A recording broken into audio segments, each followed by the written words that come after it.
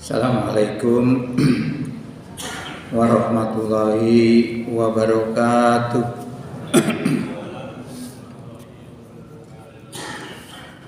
Alhamdulillahilladzi arsala rasulahu bil huda wa dinil haqq liyudhhirahu 'ala dini kullih walau karihal musyrikun.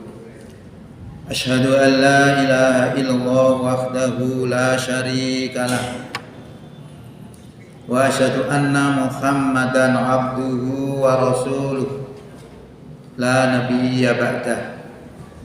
Allahumma shalli wa sallim wa barik ala Muhammad wa ala alihi wa sahbihi wa sallim ajma'in, amma ba'du. Bapak Ibu jamaah Masjid Al-Hidayah rahimakumullah. Syukur alhamdulillah di sore hari ini kita bisa hadir sambil menunggu waktu berbuka. Kita isi dengan kajian-kajian al-Islam. Mudah-mudahan kehadiran Bapak Ibu semua diterima sebagai amal soleh di sisi Allah Subhanahu wa Ta'ala. Bapak Ibu yang kami hormati, hari ini sudah tanggal 11 Maret. Berarti kita sudah 11 hari berpuasa. Berarti 10 hari pertama sudah terlampaui oleh kita. Di mana 10 hari pertama ini biasanya fisik-fisik ini agak kurang fit. Mungkin ngeluh, mungkin beliur, mungkin macam-macam. Tapi itu ternyata sebenarnya kalau kita lihat itu adalah sebuah proses untuk detoksifikasi, penghancuran racun-racun yang ada di dalam tubuh kita. Itu secara medisnya begitu. Jadi kalau sebelum puasa kita ukur tekanan darah kita, kolesterol kita, asam urat kita, atau apapun yang terkaitan dengan kesehatan itu, lalu kita ukur setelah 10 hari, itu pasti beda. Akan menurun drastis. Nah, pada 10 hari kedua itu juga demikian terjadi seperti itu, menggelontorkan racun-racun tetapi jalannya agak pelan. Ya. Nanti 10 hari terakhir sudah normal kembali, kita menjadi lebih sehat daripada sebelumnya. Ini adalah satu hikmah puasa dari sisi kesehatan kita laksanakan.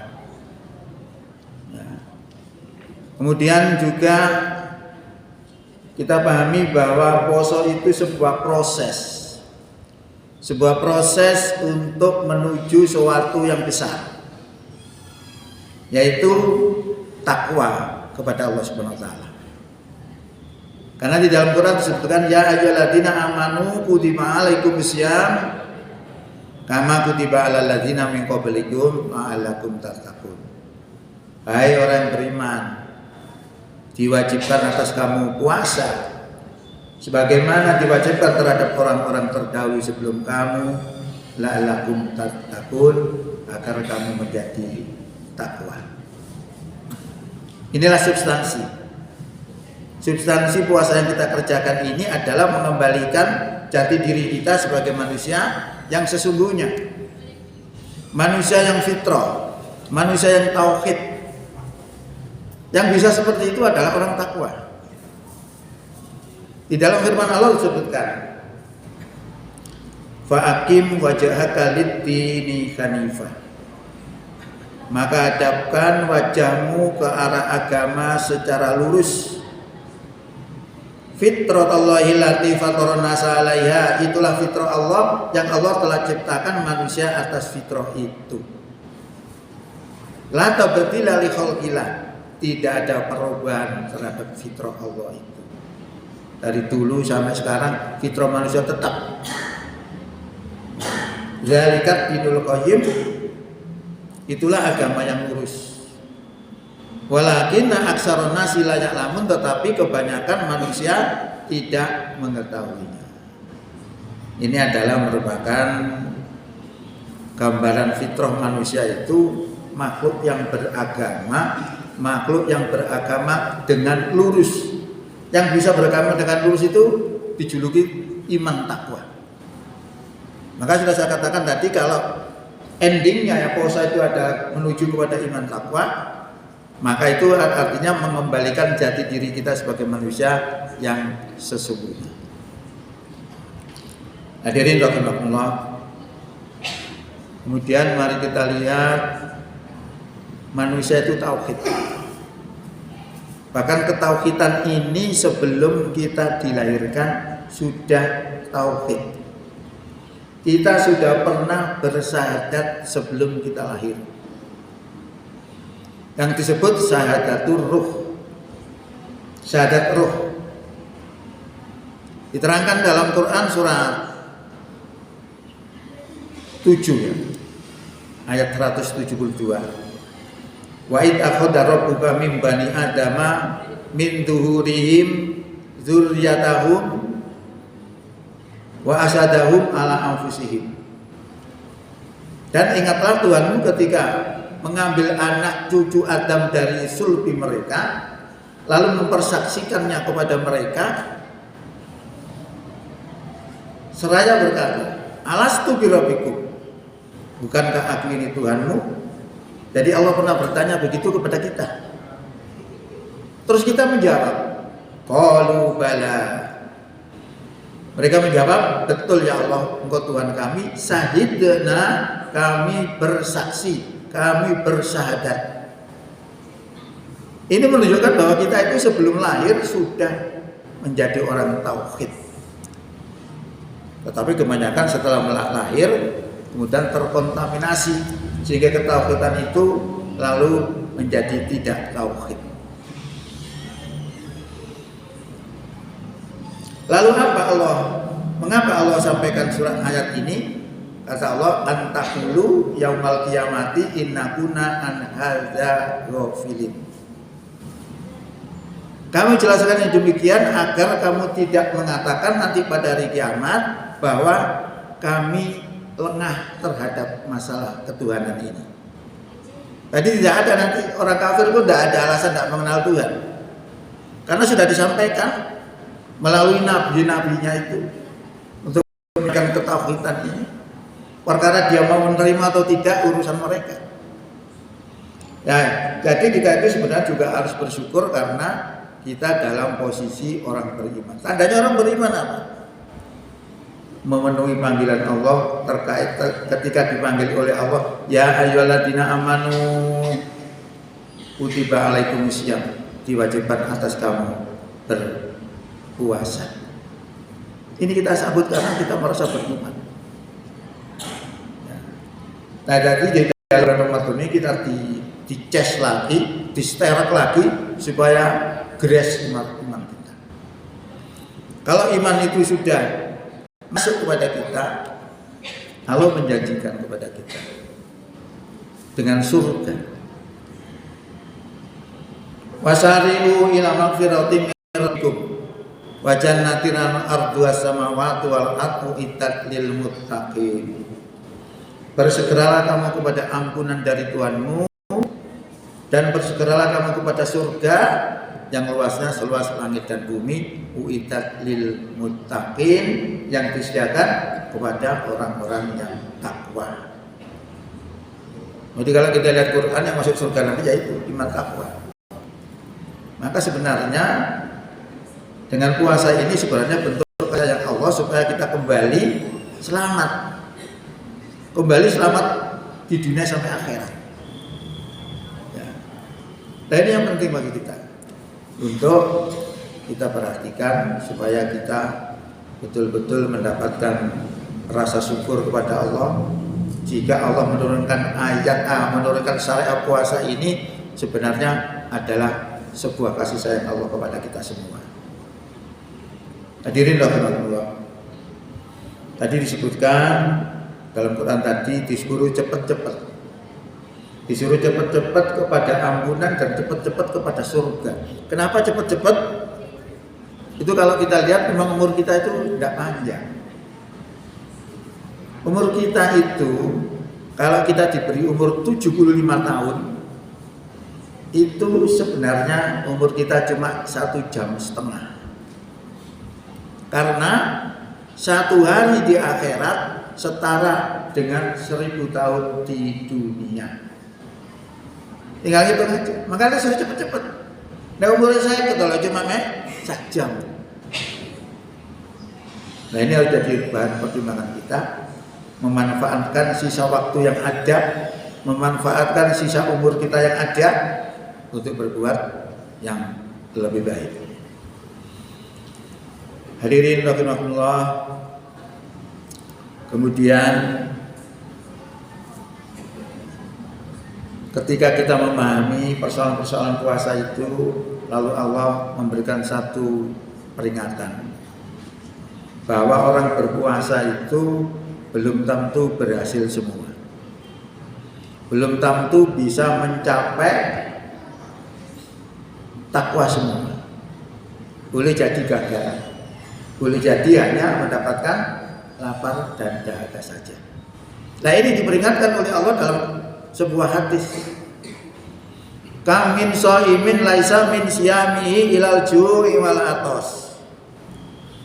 Berapa banyak orang yang berpuasa tetapi tidak mendapatkan apa-apa daripada puasanya itu kecuali hanya lapar dan dahaga. Ini yang paling kita khawatirkan. Kita sudah berpayah-payah berpuasa, tidak dapat apa-apa, hanya lapar dan dahaga. Tadi kita itu cuma dalam puasa itu dididik jujur ya. Mama gak jujur kamu mengajar orang puasa itu karena apa? Tidak ada yang melihat. Mama kita melakukan jeding, tuh nyeruput banyu karena mau ngerok. Tapi jadi ini tidak ada gunanya. Karena dididik kita untuk jujur. Kalau kita merasa diawasi oleh Allah itu beda lagi. Kalau kita merasa diawasi oleh Allah, akhirnya segala yang akan kita lakukan mesti kita perhitungkan. Allah melihat kita. Maka ketika ada seorang pengembala kambing lalu dites oleh Umar bin Khattab untuk menjual kambingnya, dia hanya buruh. Umpama diambil 10 aja nggak tahu, apalagi diminta 1 untuk dijual. Artinya dia punya kesempatan untuk korupsi, untuk menjual kambing itu. Tapi apa jawab pemuda itu? Fa aina Allah? Kalau kambing ini saya jual kepada Anda Tuhan, lalu di mana Allah itu? Lah orang ini merasa dilihat oleh Allah. Karena apa? Dia iman. Akhirnya nggak terjadi walaupun dia punya kesempatan. Lah sebenarnya untuk memberantas korupsi itu sebenarnya bukan persoalan kurang bayar atau tidak. Orang-orang yang korupsi itu ya kaya-kaya. Persoalannya iman. Kalau orang itu iman sudah nggak perlu dijaga sebenarnya, karena dia sudah merasa dijaga oleh Allah itu sendiri. Nah ini yang perlu jadi renungan buat kita bahwa ucapan Nabi tadi itu sangat menyentuh. Jangan-jangan kita tidak dapat apa-apa. Lah kenapa seperti itu? Itu bisa macam-macam karena itu tadi. Karena aturan nggak ngerti, kemudian juga karena niatnya salah. Orang kalau niatnya salah itu tidak diterima sebagai amal ibadah. Walaupun kita lakukan dengan benar. Puasa kita lakukan dengan benar. Mulai subuh sudah tidak makan apa-apa sampai maghrib, sudah benar. Sudah menjaga tidak melakukan hal-hal yang dilarang oleh Allah. Tetapi kalau niatnya itu bukan lillah, tidak diterima. Sholat kita juga demikian. Sholat kita itu mulai dengan takbir, diakhiri dengan salam. Pokoknya fi'liyahnya persis, qauliyahnya ucapannya juga persis yang diajarkan Rasulullah. Tapi karena niatnya tidak lillah, tidak diterima sebagai amal ibadah. Nah ini sudah dibuka oleh Allah dalam Quran. Fawailul lil musallin alladzina hum an salatihim sahun alladzina hum yura'un. Neraka ubel orang yang sholat. Mau sholat ke neraka ubel. Apalagi tidak sholat ya. Sholat aja masih celaka. Apalagi yang tidak sholat. Kenapa kalau Allah katakan seperti itu? Karena lalai dan riya. Ya. Riya ini ternyata berpengaruh. Tidak bernilai ibadah. Maka ibadah itu mesti lahir dan batin. Fisiknya juga oke, batinnya juga oke. Baru diterima sebagai amal ibadah. Maka amal ibadah itu baru diterima sebagai amal ibadah kalau dilakukan dengan benar, fisik kita sesuai dengan apa yang diajarkan Allah dan Rasulnya, lalu batin kita harus lillah, harus niat karena Allah Subhanahu wa taala. Itu baru. Nah, jadi niat ini sangat penting. Di dalam sebuah hadis juga disebutkan innamal a'malu binniyat. Sesungguhnya sahnya amal itu tergantung daripada niat. Wa innamal likulli imri'in ma nawa. Sesungguhnya tiap-tiap pribadi kita itu tergantung apa yang diniatkannya. Barang siapa berhijrah karena Allah dan Rasulnya, maka pahalanya kembali karena Allah dan Rasulnya.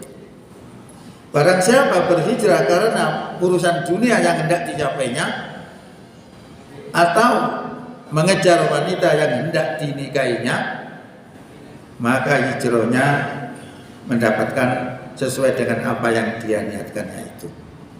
Satu pekerjaan dilakukan dengan berbagai macam niat. Masing-masing mendapatkan apa yang diniatkannya. Maka termasuk puasa itu juga begitu. Bisa macam-macam. Bisa karena supaya dilihat mertuanya, cek sewong ketok wong alim, wis aku tak poso rek. Sungkan bae mertuaku. Tidak lillah. Percuma. Nah, oleh karena itu kami harap untuk ditata kembali. Niatan kita, hati kita ini supaya melakukan ibadah itu betul-betul lillah.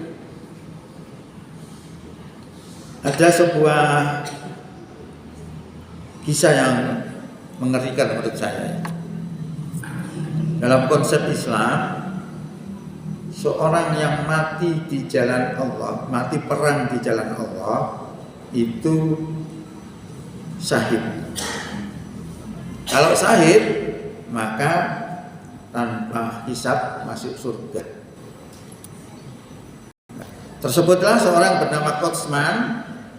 Qotsman ini orang Madinah. Dia masuk dalam kelompoknya orang-orang yang berperang di jalan Allah. Lalu dia gugur. Nah, karena gugur itu, maka dia dilulukan sebagai syahid. Bahkan dalam Quran itu surah 3 ayat 165. Jangan kamu mengira bahwa orang yang mati di jalan Allah itu, bahwa mereka itu mati. Bahkan mereka itu hidup mendapatkan rezeki. Quran surah 3 ayat 169. Lah ini Qotsman ini gugur lalu dielu-elukan, disanjung-sanjung oleh para sahabat yang lain. Nah, setelah tahu seperti itu, Rasulullah mengatakan dia adalah finnar, di dalam neraka. Sebenarnya begitu ya, bahasanya persisnya saya lupa ya. Pokoknya dikatakan dia berada dalam neraka. Nah, ini para sahabat ini bingung, kok bisa Qotsman ini sudah berjuang mati-matian dengan gagah berani menghancurkan musuh-musuhnya, ketika syahid kok dikatakan neraka. Nah, ternyata dijelaskan oleh Nabi ketika Qotsman itu tadi berperang, dia mendapatkan luka yang sangat serius. Saking sakitnya dia tidak tahan, lalu dia mengambil pedang dan ditancapkan ke dalam dadanya. Meninggallah dia. Jadi meninggalnya Qotsman tadi bukan karena terbunuh oleh musuh, tetapi karena bunuh diri. Lantas Rasulullah mengatakan seperti itu. Jadi dari sisi perbuatan salah. Lalu dari sisi niat gimana?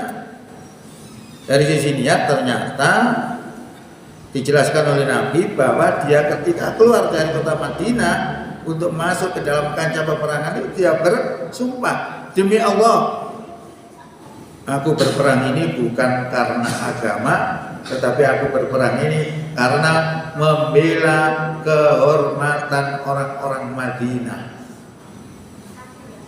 Niatnya yang keliru. Jadi dua kesalahan. Secara fisiknya dia salah melakukan bunuh diri, secara niat dia salah tidak lillah di dalam perang itu.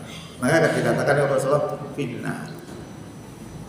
Ya, jadi ini betapa pentingnya masalah niat ini. Ya, yang harus kita perhatikan supaya dalam puasa kita nanti betul-betul sesuai dengan yang diharapkan dari puasa itu sendiri, yang substansinya agar kita menjadi takwa. Kalau sudah menjadi takwa, kita sangat mulia di hadapan Allah. Inna akramakum indallahi atqakum. Sesungguhnya yang paling mulia di antara kamu di sisi Allah adalah yang paling takwa. Jadi kalau kita melihat seseorang itu jangan diukur harta bendanya, ukur ketakwaannya. Kalau kita mengukur harta bendanya, Korun itu kurang apa? Korun itu orang yang kaya raya, saking kayanya sampai kuncinya dipikul oleh sejumlah orang tidak kuat. Dia diperingatkan oleh para ulama saat itu untuk bersyukur kepada Allah. Dia menolak, dia merasa sombong bahwa kekayaannya itu hasil daripada kepinterannya. Lu hanya begitu aja. Akhirnya apa yang terjadi? Nah, kalau dia tidak bersyukur maka disebut engkar. Maka dalam satu hari dia ditenggelamkan oleh Allah ke dalam tanah beserta seluruh harta bendanya. Hina di sisi Allah. Kaya. Maka kalau kita punya prinsip bahwa orang yang mulia di sisi Allah itu adalah orang yang takwa, kita pun bisa merebut posisi itu. Posisi takwa itu bisa kita rebut. Ya melalui apa? Ya melalui puasa itu. Jadi dengan turunnya puasa ini itu adalah suatu keberuntungan buat kita. Oleh karena itu harus kita sambut dengan terima kasih. Harus kita sambut dengan rasa syukur. Kalau sudah rasa syukur, masih lesu, gak peduli. Karena apa? Kita itu seibarat orang sakit minum obat yang pahit. Masih pahit ya diombe ae. Mereka kepingin waras. Poso itu sama. Kalau poso itu endingnya untuk menjadi orang takwa, prosesnya harus kita tempuh. Tidak boleh tidak kita tempuh. Harus kita tempuh supaya kita bisa mencapai tujuan daripada puasa itu sendiri. Oke. Jadi saya kira itu masalah pengantar kami di dalam masalah puasa. Kemudian yang kedua akan kami sampaikan bahwa di bulan di 10 hari yang kedua ini itu ada peristiwa yang disebut turunnya Quran tanggal 17 ya.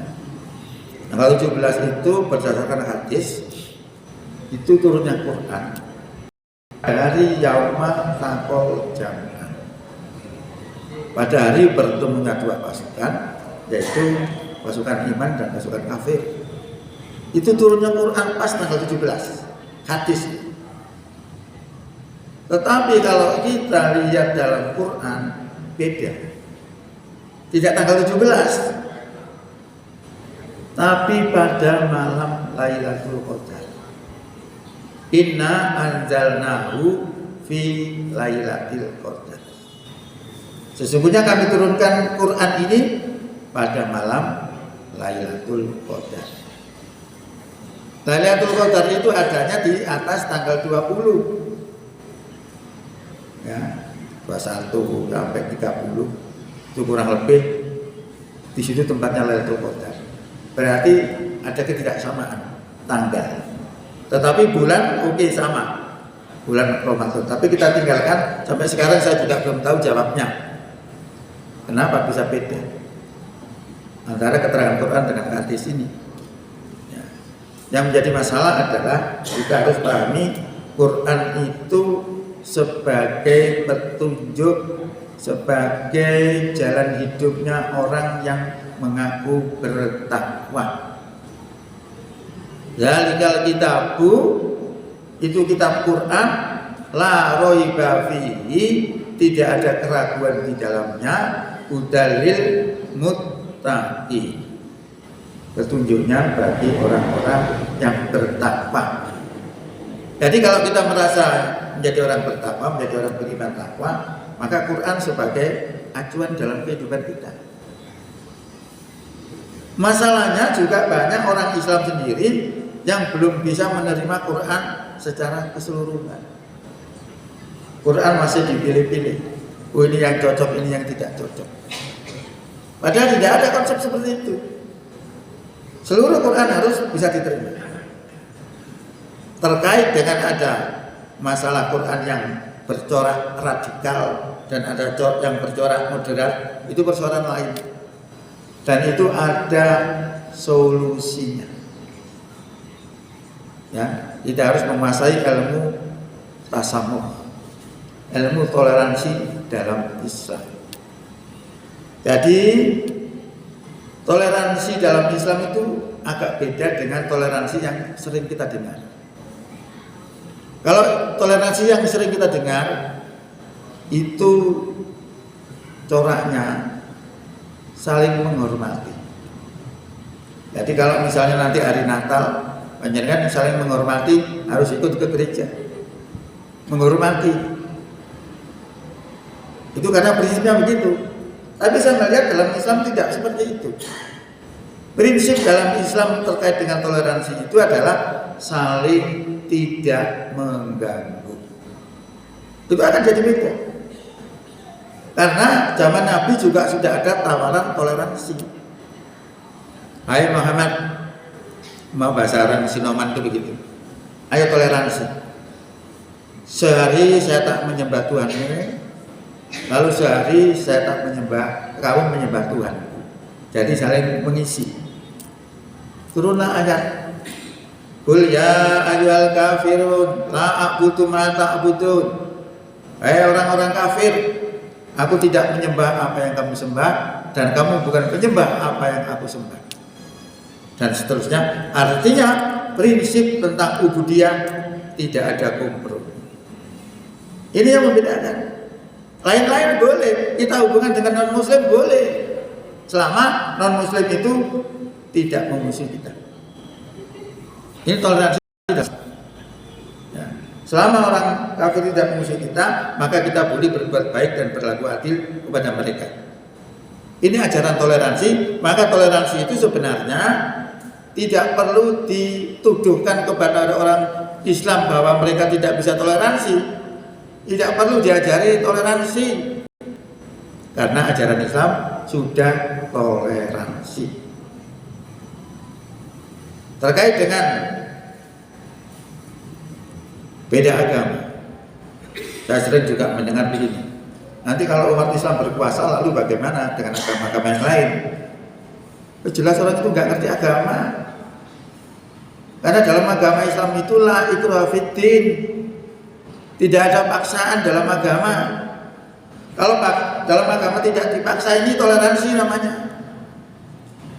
Hubungan kita dengan non-muslim juga begitu.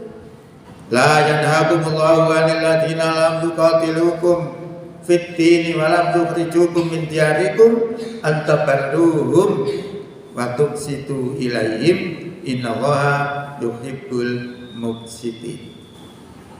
Allah tidak melarang kamu untuk berbuat baik dan berlaku adil kepada orang-orang kafir yang tidak memerangi kamu karena agama dan tidak mengusir kamu dari kampung halamanmu. Sesungguhnya Allah cinta kepada orang yang berbuat adil. Kurang toleransi apa ini? Ajaran Islam sangat toleransi. Cuma kadang-kadang kita nggak mengerti sehingga gampang digarap oleh mereka. Kalau kita mengerti, sekalian kita dakwah mereka. Ajaran Islam nggak perlu diajari, orang Islam nggak perlu diajari toleransi, sudah toleransi. Bahkan tempat ibadahnya orang kafir pun tidak boleh dirusak. Kurang toleransi apa? Poso kita yang menyaksikan bulan Ramadan wajib poso. Tetapi kalau ada sebab karena sakit atau bepergian boleh tidak puasa. Ini toleransi. Tapi nanti akan mengganti di hari-hari yang lain di luar bulan Ramadan. Babi, darah, daging babi dan binatang yang disembelih dengan menyebut nama selain Allah itu haram kalau dimakan. Tapi kalau terpaksa karena tidak ada makanan lain dan dia tidak mengendaki dan dalam memakannya tidak melampaui batas, kata Allah, fala isma alaihi, tidak ada dosa atasnya. Ini toleransi. Toleransi dalam bidang hukum. Masa gini tidak toleransi Islam? Ya, ini luar biasa. Kita sholat disuruh berdiri. Nggak bisa berdiri, boleh dengan duduk. Toleransi. Toleransi nggak bisa, boleh dengan berbaring. Berbaring nggak bisa bergerak sama sekali. Dengan kedipan mata boleh. Toleransi. Kalau sudah tidak bisa kedip, berarti disolati. Mati berarti. Itu ajaran Islam. Kurang hebat di mana? Saya itu sangat bangga dengan aturan Islam. Bahkan orang mencuri itu potong tangannya. Hukum Islam. Itu pencuri yang profesional. Ya. Tapi kalau pencuri itu karena paceklik, beda lagi. Dimaafkan. Ini luar biasa. Ya, saya kemarin itu baca WA ya. Presiden Prabowo itu akan melakukan hukuman mati bagi koruptor. Masuk itu aja. Ya sebenarnya ya pakai aturan Islam saja. Potong tangannya sudah, jerak semua itu. Di Cina itu orang kafir, tapi nek korupsi dibunuh itu. Tidak ada orang korupsi. Nah, di Indonesia itu suka jangan. Biasa begitu. Nah ini kok bisa seperti itu gimana? Ya, maka kalau kita tegakkan aturan Islam itu, zalikal kitabu la raiba fihi hudalil muttaqin. Itu kitab Quran tidak ada keraguan di dalamnya sebagai petunjuk bagi orang-orang yang takwa. Nah, Quran ini turun dijelaskan oleh Allah dalam Quran surat Al-Baqarah ayat 185. Syahrul Ramadan allazi unzila fihil Quran hudal linnas wa bayyinatin minal huda wal furqan. Jadi ayat sebelum itu menjelaskan tentang poso yang belum jelas kapan poso ini. Lalu dijelaskan lagi poso itu beberapa hari yang bisa dihitung juga belum jelas. Baru ayat 185 dijelaskan bahwa ayam ma'dudat tadi itu adalah bulan Ramadan. Nah, bulan Ramadan ini diturunkan Quran di dalam. Kok sudah kotak-kotak? Sudah? Wah, sudah kotak-kotak ini, belum tutup.